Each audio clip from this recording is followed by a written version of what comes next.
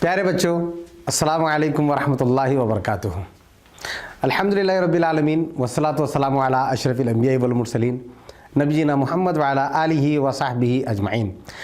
अब हम जो लेटर सीखे हैं उसकी एक बहुत ही बेहतरीन गेम खेलेंगे, हाइड एंड सीक गेम। क्या आप पसंद करते हैं हाइड एंड सीक गेम को?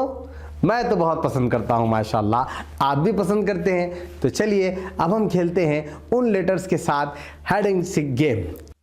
आप जानते हैं और आप बहुत ही अच्छे तरीके से इसको खेलते भी हैं। चलिए, वेयर इज माई ज़। इस लफ्ज में पहचानिए आप लोग कि ज़ कहां पर है। थर्ड वन, माशाल्लाह। यहां पर पहचानिए सीन कहां पर है। थर्ड वन, सुभान अल्लाह, बहुत खूब। और यहां पर पहचानिए सीन कहां पर है। सेकंड, सुभान अल्लाह, बहुत खूब।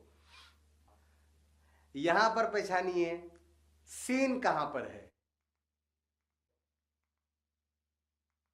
लास्ट वन, माशाल्लाह। इस लफ्ज में पहचानिए स्वाद कहां पर है। थर्ड वन, माशाल्लाह, बहुत खूब बच्चे। इस लफ्ज में पहचानिए स्वाद कहां पर है। लास्ट वन, इस लफ्ज में पहचानिए स्वाद कहां पर है।